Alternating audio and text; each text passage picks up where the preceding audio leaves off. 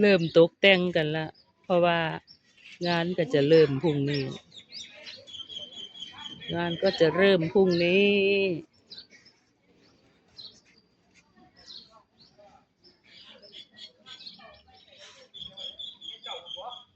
เริ่มเอาดอกไม้เอาอะไร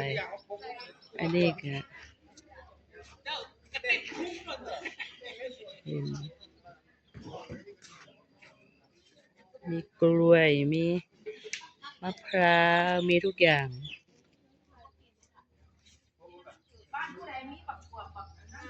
ความพอเพียง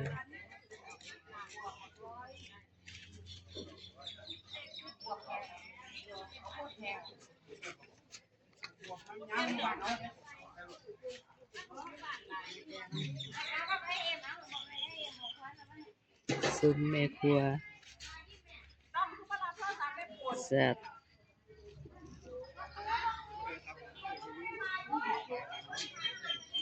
แต่งผลละอย่างคนละอันไปคนละไม้คนละมือนะคะ ที่ชุมชนของเราพรุ่งนี้เป็นงานใหญ่เลย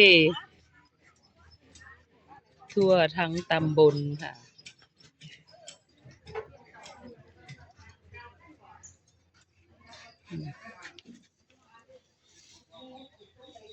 สวยงามตามท้องเรื่อง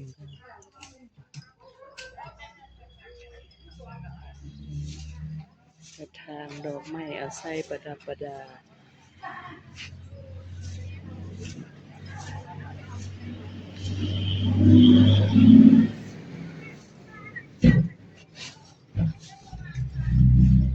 ตั้งเข้ากันอยู่เป็นเครื่องเดือนนะพี่น้องบ่แม่นว่าเฮ็ดง่ายๆนะเป็นครึ่งเดือนเกือบเดือนเลยแหละมันหลายทางมันเบิดแล้วเนี่ย5-6ครั้งแล้วเนี่ยมันเบิดทุกครั้งแล้วเนี่ยสวยงามมาก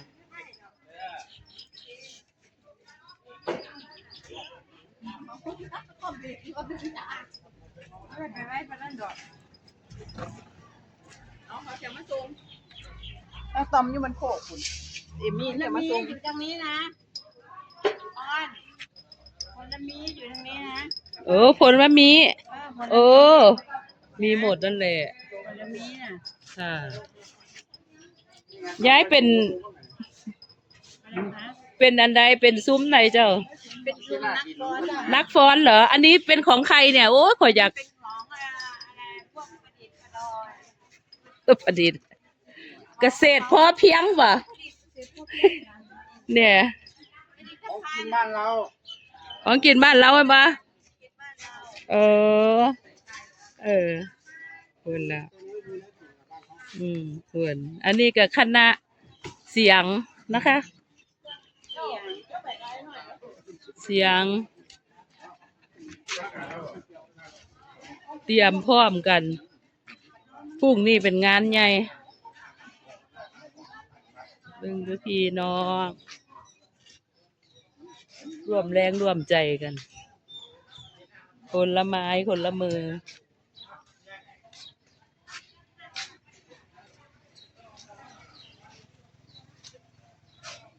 อันนี้อันใหญ่สุดเลยนะ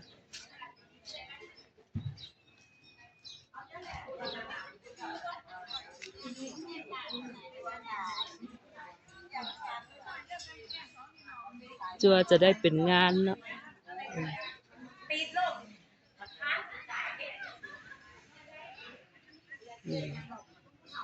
นี่คือบั้งไฟเพิ่นนั่นเพิ่นแต่งแล้วเพิ่นเอาไปแข่งกันเลยนะมีรางวัลด้วยนะคะเราคอยลุ้นกันนะคะ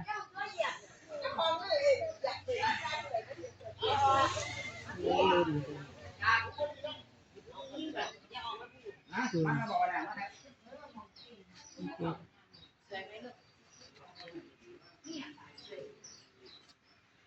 บึงรวมแรงรวมใจดูแลช่วยกันไป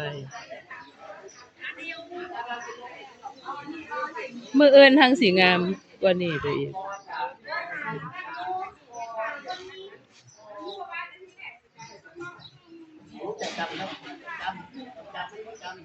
มาค่ะไปดูนี่มาไปดูคางคกมา พูดยากหลานก็ได้มาซอยบ้านซอยเมืองเด้สวยงามหลายพี่น้องมื้อนี้ขนาดแต่งยังบ่ทันเสร็จเลยนะเดี๋ยวพรุ่งนี้จะมาอัปเดตใหม่นะคะมื้อนี้เบิ่งซ้ำนี่ไปก่อนพี่น้องเบิ่งเด้อเตรียมความพร้อมจะอยู่ในช่วงบ่ายนะคะ งานของเราจะเริ่มในช่วงบ่ายค่ะ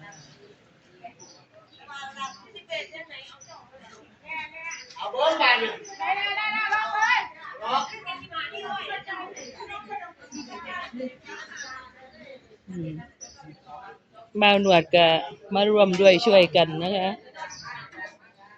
มาตั้งออกไปสิหันหลังก็ได้ หันหลังก็ได้ไม่เป็นไรหันหลังเลยบ่าวหนวดเช็ดยังเลยเนี่ยมีศีลบ่ล่ะเนี่ยได้ครูเพิ่นปรับเอ้ยมื้อวานนี่บ่มาเว้ยมื้อนี้ก็บ่แม่นซาซื่อๆบ่เพิ่นแบบเคร่งกับงานเด้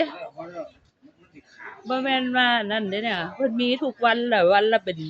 20กว่าขวด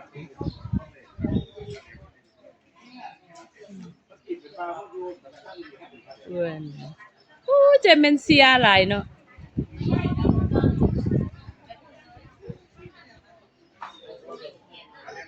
งามหลายเบิ่งเด้อพี่น้องร่วมแรงร่วมใจคนละไม้คนละมือกันนะคะ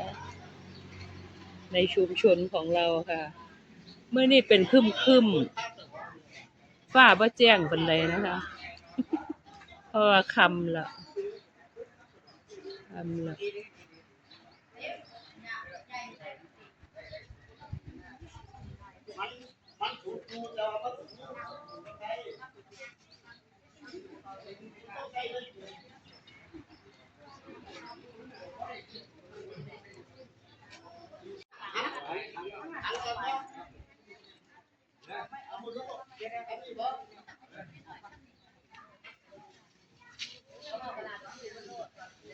รวมแรงรวมใจ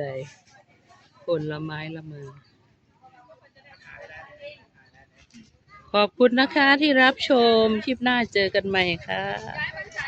สวัสดีค่ะสวัสดีค่ะ